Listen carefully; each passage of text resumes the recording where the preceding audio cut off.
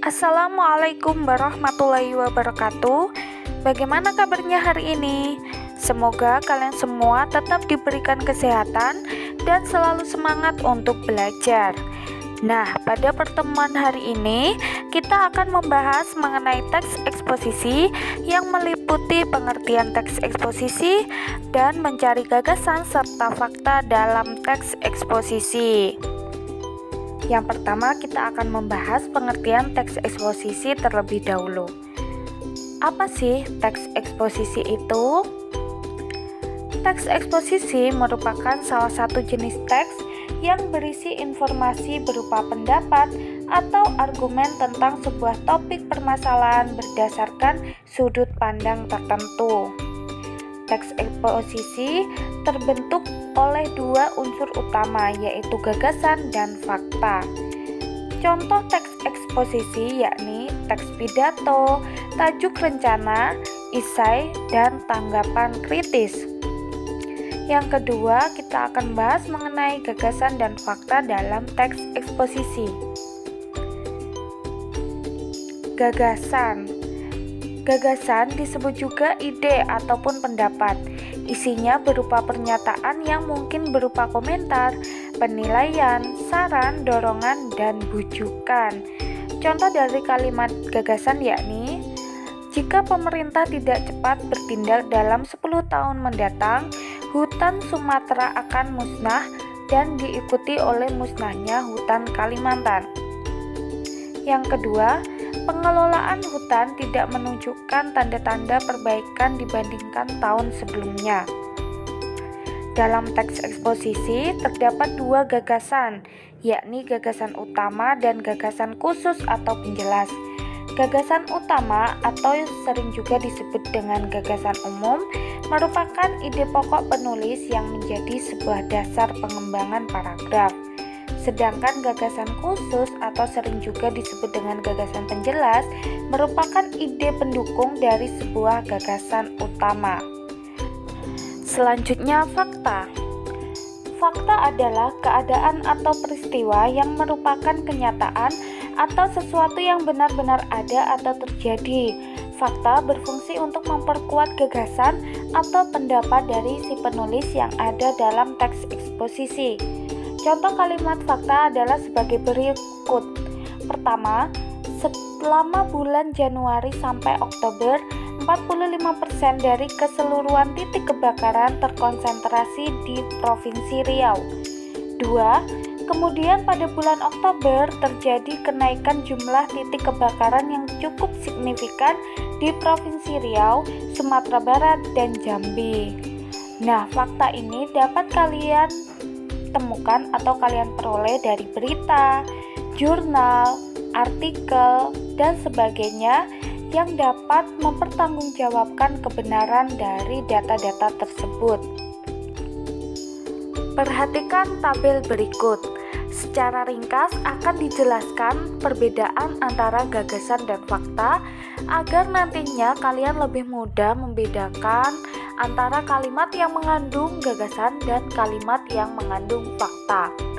Yang pertama, gagasan bersifat subjektif, sedangkan fakta bersifat objektif.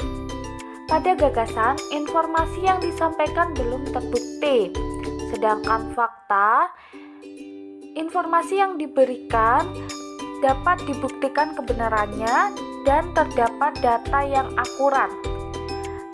Gagasan merupakan pemikiran, pendapat, penilaian, atau saran dari si penulis, sedangkan fakta sudah pernah dilakukan penelitian ilmiah sebelumnya.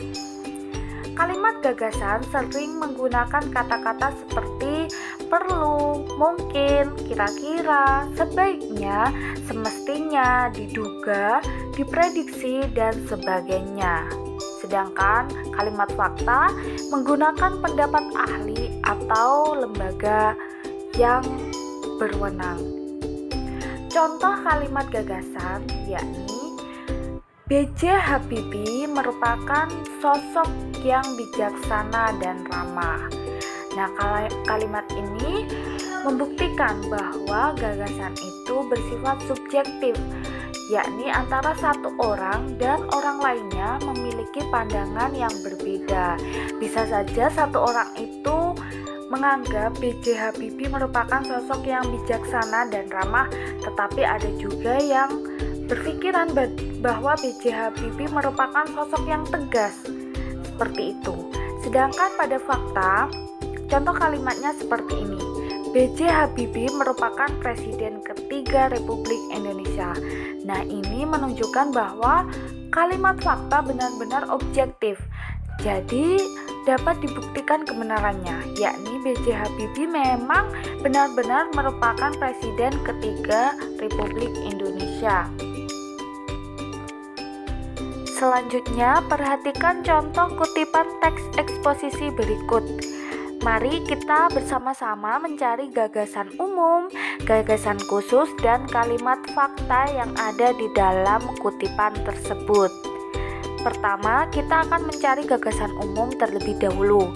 Gagasan umum seringkali terletak di awal paragraf, di akhir paragraf, atau juga kesimpulan dari keseluruhan teks. Karena itu, kita harus memahami apa yang dibahas dalam teks eksposisi tersebut. Setelah dibaca, ternyata gagasan umum tidak ada di awal atau di akhir paragraf. Untuk itu, kita harus menyimpulkan isi dari kutipan tersebut. Apa sih yang dibahas dalam kutipan teks eksposisi tersebut? Iya, yakni tentang kabut asap yang mencemari udara. Apa dampak yang dapat ditimbulkan dari kabut asap? Iya, salah satunya adalah resiko terjangkit penyakit berbahaya. Jadi, gagasan utama dalam kutipan tersebut adalah kabut asap yang mencemari udara sangat berbahaya bagi kesehatan. Selanjutnya, kita akan mencari gagasan khususnya. Yang pertama, ini ada dalam kalimat pertama, yakni kabut asap yang mencemari udara dapat menimbulkan berbagai kerugian dalam kehidupan masyarakat. Salah satunya yakni resiko terjangkit penyakit berbahaya. Yang kedua, yakni saat ini banyak kota besar di Indonesia yang tercemar kabut asap hasil dari pembakaran hutan dan lahan akibat ulah manusia. Yang ketiga, yakni kabut asap tersebut kini memenuhi udara dan telah melewati ambang batas normal yang bisa dihirup oleh manusia. Nah, itu tadi gagasan khusus yang ada dalam kutipan teks eksposisi tersebut. Selanjutnya, apa kalimat fakta yang ada di dalam teks tersebut? Iya, betul sekali. Ini ada kalimat yang terakhir ya, yakni menurut Kepala Badan Penelitian dan Pengembangan Kesehatan atau Balitbangkes, Kementerian Kesehatan, anak-anak, lansia, dan orang-orang penderita penyakit jantung dan paru-paru memiliki resiko yang sangat besar terkena dampak kabut asap. Itu tadi penjelasan mengenai pengertian teks eksposisi dan gagasan serta fakta yang ada di dalam teks eksposisi. Semoga bermanfaat, dan jika masih ada pertanyaan bisa langsung ditanyakan di grup ya. Terima kasih. Wassalamualaikum warahmatullahi wabarakatuh.